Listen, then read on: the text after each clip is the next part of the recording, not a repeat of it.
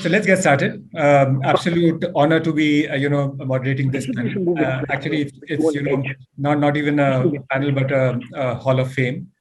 So we have here Abhinav Bindra, we have Nethra, Farhan, you of course, and Rakeysh. Delighted to get all of you on one platform. And let me get started with a question to Abhinav. Abhinav, we are 1.35 billion Indians, but if there's one question which only you can answer amongst all of us, is what did it feel on 11th August 2008 when the national flag went up and the national anthem played in Beijing? Well, thank you for having me. Firstly, of course, it was a great moment of my life. It was probably the most thrilling moment of my life. But that moment culminated because of years and years of hard work. It culminated with perhaps 250 international flights. It culminated because of years of thousands of technical changes in my sport. It probably culminated because of many moments of saying that I cannot do this and having that self-doubt. And it probably culminated because of a few nervous vomits that I had along the way. But when it did happen, it was a lot of relief, because I think I'd invested a lot of time and energy into this pursuit in a very single-minded fashion. And I'd put all my eggs in one basket. So, there was a lot at stake for me personally. I could have achieved something and I could have gone back with absolutely nothing to show.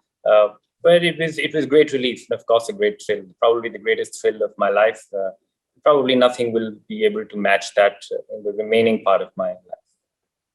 And, Farhan, Abhinav often says that, of course, he went on to win the gold medal, which was great. But it was the journey and that quest and the person that made him which really counted. So if we talk about, let's say, Bhag Milkha Bhag and now Tufan, what was that journey about getting into the mind of a champion sportsman like? So there was the aspect around physicality, which you, of course, aced.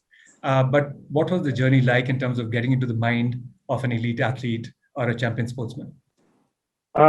Firstly, I'd just like to say once again to Abhinav that, how incredibly proud all of us are of his absolutely outstanding achievement. Winning a gold at the Olympics is no easy feat by any stretch of the imagination. So for him to have done that, and purely, completely because of his own determination, will, and desire and hunger to do it, it really speaks volumes of his focus and of his talent. So congratulations again. And thank you again for giving us that incredible moment for all of us to feel really, really proud. As far as Bhag Milkha Bhag was concerned, honestly, meeting Milkha ji and understanding him and understanding his journey and recognizing how focused he was as an athlete, hearing him through our childhood without really knowing his story also. Whenever we trained in school, we were told, whenever we'd slack off a little, how Milkha Singh used to train, that kind of thing. So he was a legend already in our minds.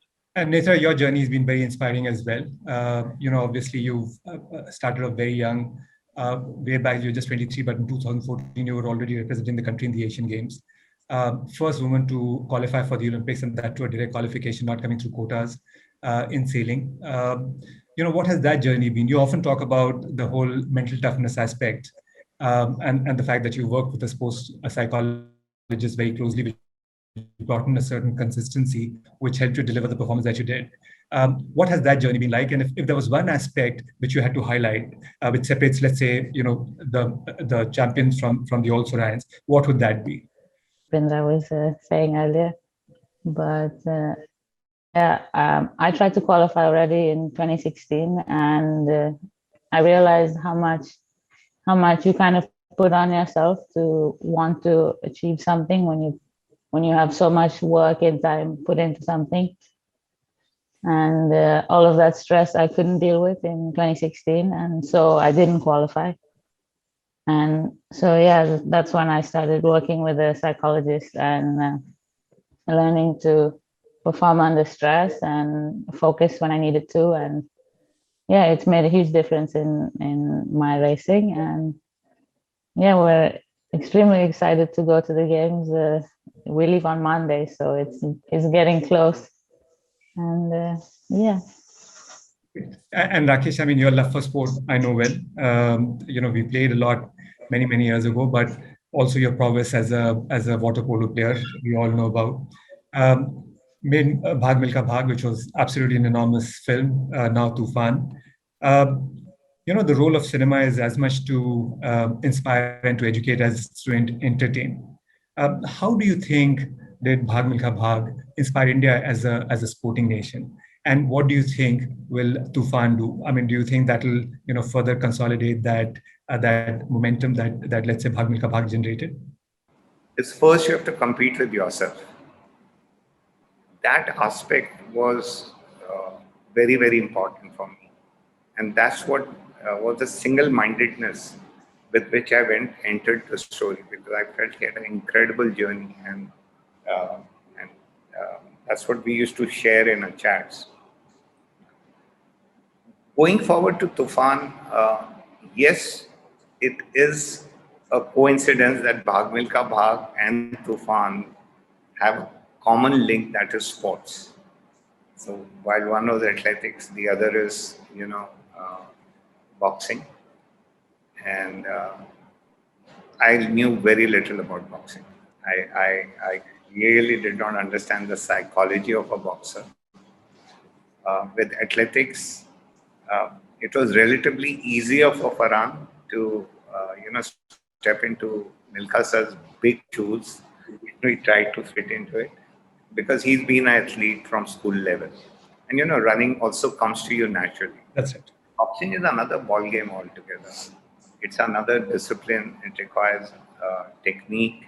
It requires learning the sport, feeling the sport, and you can't fake it. You can't act it. So it was like if with Bhag Milka Bhag, the bar got set, we had to raise the bar. There was no choice in that matter, and we had to do it. I think Farhan will tell you more about his journey of becoming a boxer and not just playing the part. For me, boxing was a touch sport. And it was what I learned very early in the game by speaking to a lot of boxers and fighters, watching documentaries of the greats and the legends, was it is so important to take a hit than deliver a hit. It's more important to bear the pain, and the last man standing is the man. That, for me, became a common thread between, sporting legends and greats. So, Fan is a beautiful story. It's an underdog story. But it is a story of that, you can do it. If once you see, understand your goal, and single-mindedly you approach at it, and the life will always deal you odd cards, and there will be bumps, and there will be speed breakers, and like how, and there will be oceans to cross, but of fire. And these are not just poetic words. Actually, every sportsman goes through that. So it was imperative, and that Farhan went through all that. He took it upon himself to do that, and became a boxer. And I hope 16th of July, when we share the film at large on Amazon Prime, and it's a great platform because at one go it will go all over the world. We are able to converse more about the film, and even the audience have owned it. Yeah. No, absolutely. So, Abhinav, you mentioned about the long journey and what all you had to endure and go through before you finally got to the gold medal. And I'll ask the same question of Farhan as well. So you train for months and months for a large event, and then for something happens. Sometimes it's the weapon that misfires or malfunctions. Sometimes it's just that you have a bad day, and you come back empty-handed. Similarly, for an actor, months or years of preparation going into a film made with a lot of dedication, passion, sincerity, and then for whatever reason does not find favor with the audience. How did you find the mental reserves to bounce back? and then get on to the next championship, for instance, in your case Abhinav, and the next movie in your case Farhan. So Abhinav, you went on to win 150 medals. Everybody talks about your Olympic gold, nobody talks about the 9 Commonwealth medals and then the 3 Asian Game golds, and everything that went with it. So when the disappointments happened, how did you bounce back from that and go back and then shoot the perfect score in the next championship, or Farhan in your case, the next movie? So we'll start with you, Abhinav. So a couple of things here. I think success in sport, and I think success in life, I guess, is about learning to fail well.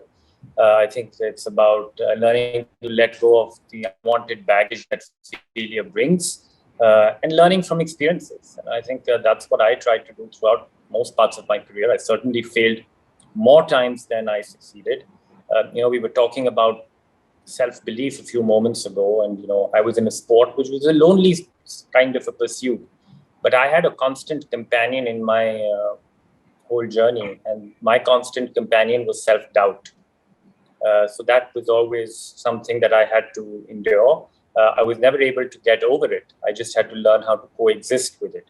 But a defining moment in my sporting career came when, instead of chasing this self-belief, which is often hyped up to a great degree, I really started chasing self-respect.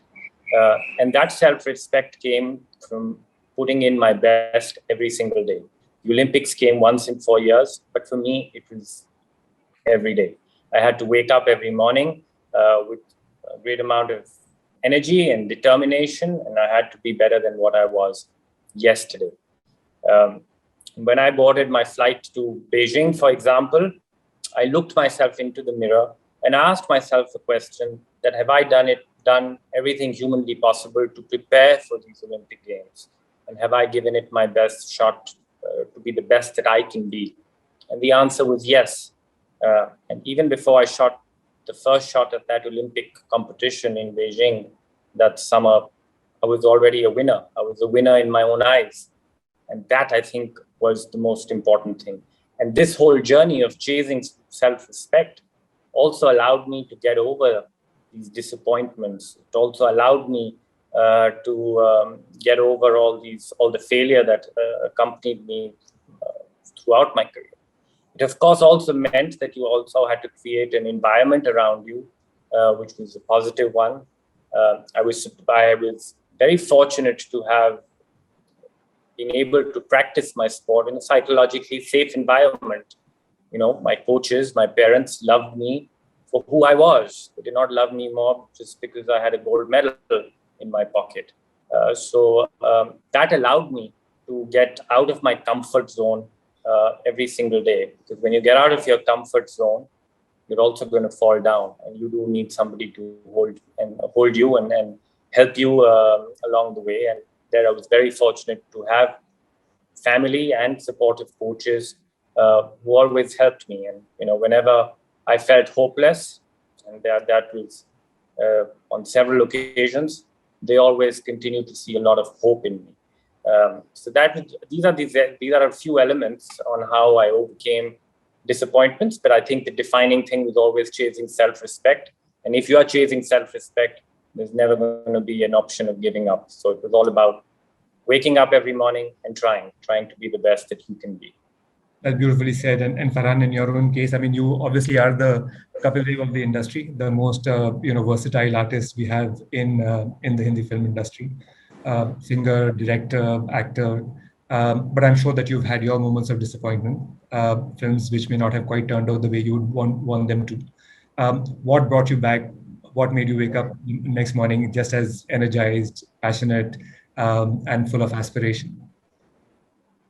I completely agree with what Abhinav just said. I think it's what we sometimes in chasing goals, we forget how important the journey itself is. How every single day when you get up and you get to do what you love, how that is a success. Not many people have that option actually in life, to just do what you love, to make that a career. So to start focusing on that and just making every day count, and not get so hung up on on the hit of a film or the flop of a film, because you worked even really hard on a film that didn't do well. And there was even success in putting something together that was made out of nothing. Somebody had an idea, some people came together, got together and created something out of nothing. So there's success even in that, and to focus on that, because eventually what we do is we try our best to tell stories, and sometimes people will like those stories and sometimes people won't. And when they do, you celebrate it, and when they don't, you try maybe to analyze and maybe think about what went wrong, and you try and learn from it, learn from your experiences. But you have to keep moving on. It's really important to not let your psyche, get into that cycle of having to deal with disappointment or carry the weight of disappointment, because you won't be able to perform well. So I guess it's just something that you have conditioned your mind for, is to kind of keep thinking about the next day and what's coming next, and keep yourself as enthused and as kind of motivated to take it as it comes. You've also, been a big supporter of gender equality, stood up for that cause, spoken up for that cause. And then we have somebody young like Nethra, breaking through, as I mentioned, first Indian woman sailor to make it to the Olympics. How do we ensure that we have more, women sports leaders like Nethra, both playing as well as in terms of leaders and athletes? And Nethra, I'll come to you on that question as well. But given the fact that this has been a cause that's close to your heart, what do you think needs to happen for us to have many more women, leaders in sport? Yeah, for me, like both of you guys have been saying, it's been waking up every day and doing what I could do. And yeah, being a woman, especially in sailing, which is such an uncommon sport in India, I was able to get like national medals quite early on, and I had a lot of support growing up as well. And I know you don't hear that part of it a lot, but I've been very lucky in how I've been brought up in my sport. And I hope that me qualifying brings more women to the sport. And for right now, that's all I can do. But yeah. Well, if I have to say anything about what you've asked me, I do feel that we've always had sporting heroes who have been women. From my earliest memories, of course, PT Usha was somebody who really kind of registered very, very massively on the international scale and in her sport, in her discipline. And since then, whether it's in badminton, with Saina, with PV Sindhu, with Sania in tennis, we've always had female athletes and female sports people to look up to. So it is important for. Mard is a foundation that speaks about equality, that speaks about abolishing gender discrimination. So I feel this is, eventually, it's for people who within families, for parents to recognize that skill and recognize that talent and nurture it in them as they would nurture it in a boy. At the end of the day, anything that a man can do, a woman can do in the sporting arena, there's no difference. And it really is a matter of support. It's a matter of creating a right environment for them to be able to flourish and maximize their potential in. I just hope that continues to happen. I think we are seeing an incredible surge in the number of women athletes that are representing India this time, especially in the Olympics. We have so many even going in. There's 9 players going in for the boxing thing. Half of them are women. And those women were just a part of the world. There was a World Boxing Championship that just took place recently. And the women won more medals than the men did. So the future, is really, really bright. And it really is important for young girls and for families of young girls to look at these athletes, to look at these sports people and see how incredibly proud the nation is of them, and encourage them if they see this spark and they see this desire and hunger to want to dedicate their life to sport. Because it is a fantastic pursuit, but it is difficult, and it's important for one to have the support of their family and of the sporting bodies in general. So I do hope that continues to happen. Thank you. And Rakeysh, again, when you made Rang De Basanti, that became really the conscience keeper of the nation. It became the voice of the youth. maybe you have a big role to play here as well. I mean, if you look at movies which are made with sports as a theme, starting from Lagan all the way down to now Tufan will go. I think other than probably Mary Com, none of them were really, and of course the one on China, none of them were really women dominated subjects in terms of either a biopic or a film inspired by some woman athlete. So hopefully you can change the narrative some way to support what Farhan just said. And it's so important that families learn and understand the need to encourage young girls to take up sport, because that's where it all starts. But equally, given the fact that Hindi movies inspire us so much, maybe something that you'd like to think about too. One of the clearest indicators of a society that is evolved uh, in terms of social equality, economic equality, uh, economically, scientifically, uh, as a culture, uh, sports uh, is a huge indicator there. If you pick up any nation in the world, and to top it, the gender equality in sports, which is, I think, one thing it never discriminates, uh, is another indicator.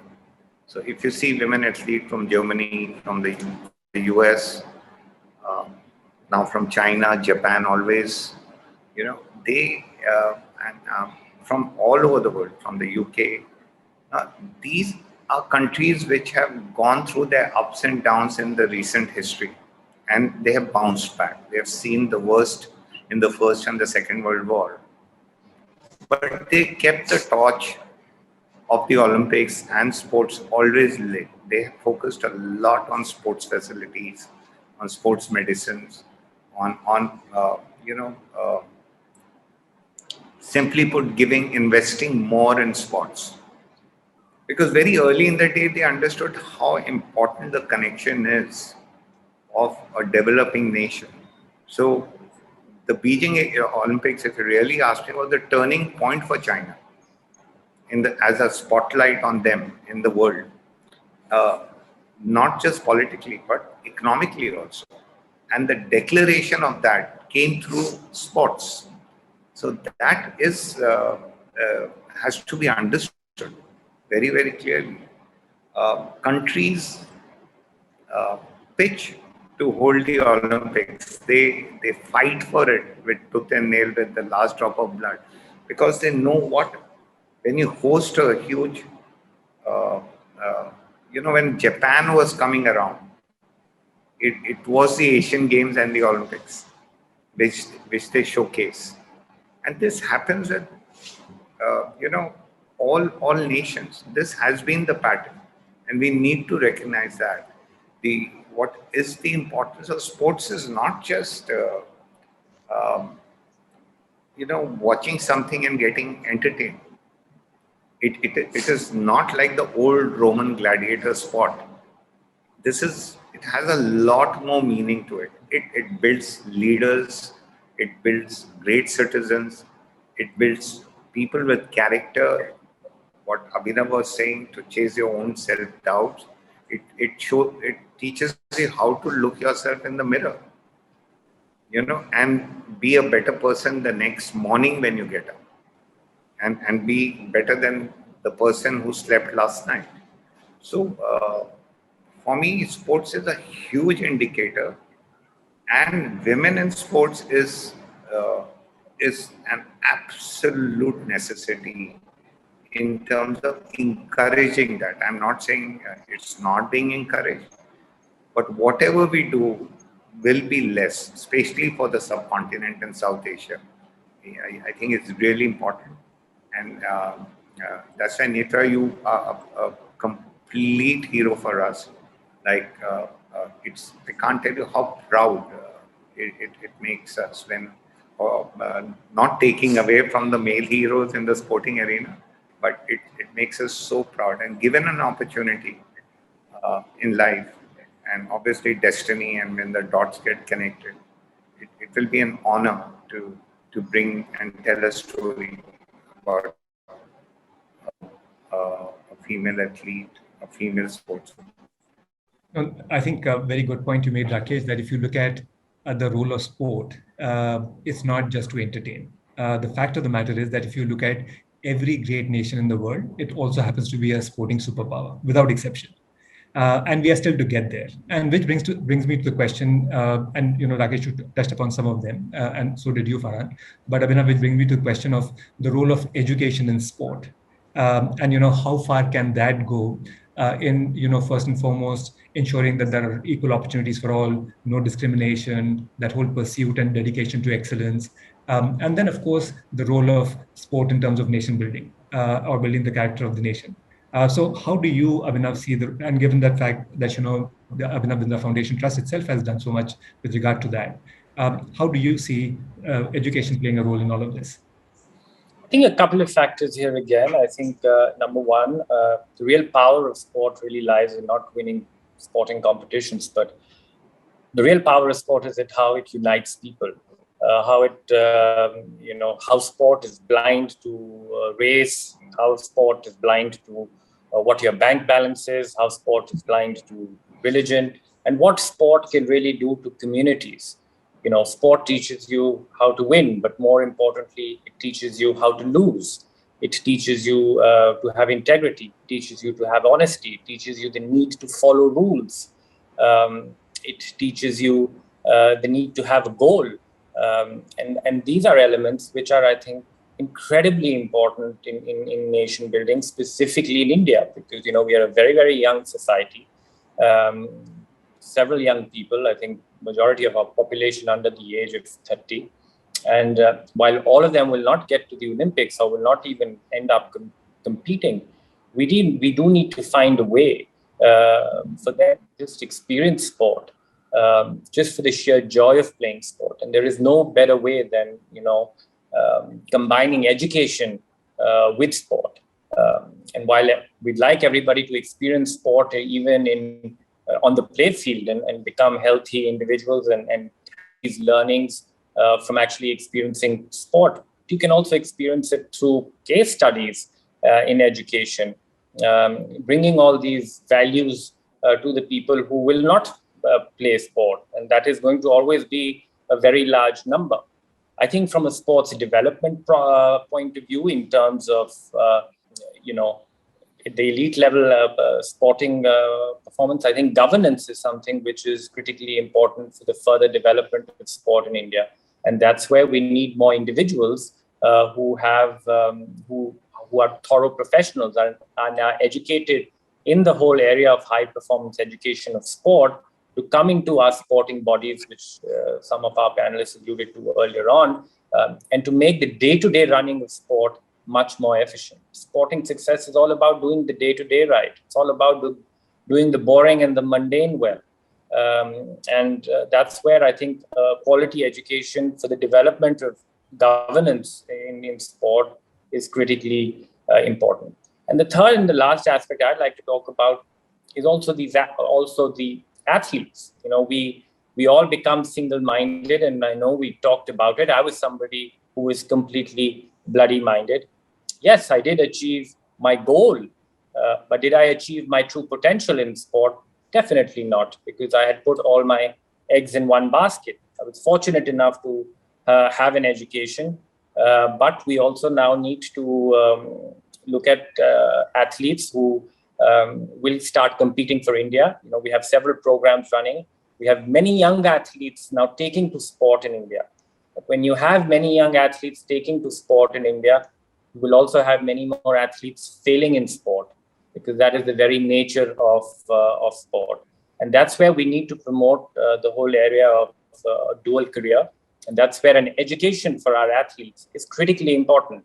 We all think that we have to be single-minded, but I think the most critical thing to attain your true potential is to have balance.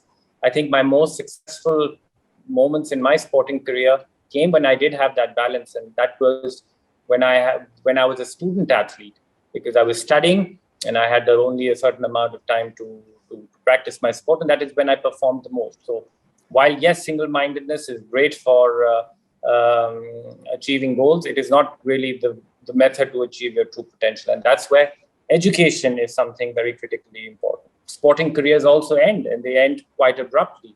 and we need to take care about how our athletes will have their second lives, because we lead very unique lives as athletes. One as an active athlete, and from one day to the other, we have to start life all over again. And education there is the fundamental to this whole process. And there, Ravneet, I'd like to really congratulate you for bringing a global institution into India, a real leader in sport management, in sport education, the AISTS. And I really wish you the very best of luck in that venture, because I do believe it has a great potential to change a lot of things in India from a governance point of view, but also getting our athletes more holistic in their development, not just as athletes, but as human beings. I think, Abhinav, you just mentioned about the fact that, we need to have dual careers. And I think the intention really was that, rid the minds of our athletes of that insecurity of what happens if they don't make it. And if you have a solid education backing that, then you have an alternate career. But, I'd just like to thank each one of you, for making the time. Like I said, this is not a panel. This is really a hall of fame. So, proud of each one of you. So thank you, Abhinav. Thank you, Nethra. Wish you all the very best for the Olympics, which starts in a few days. All the best. All the best. All the best. And Farhan, Rakeysh, Rakesh, 16 July is the launch of, is the release of Tufan on Amazon Prime. Really looking forward to it. And I'm sure that it writes another new chapter, a glorious chapter, not just in Indian cinema, but also Indian sport. So thank you very much. It's been a real honor. Thank you. Thank you so much. Bye-bye.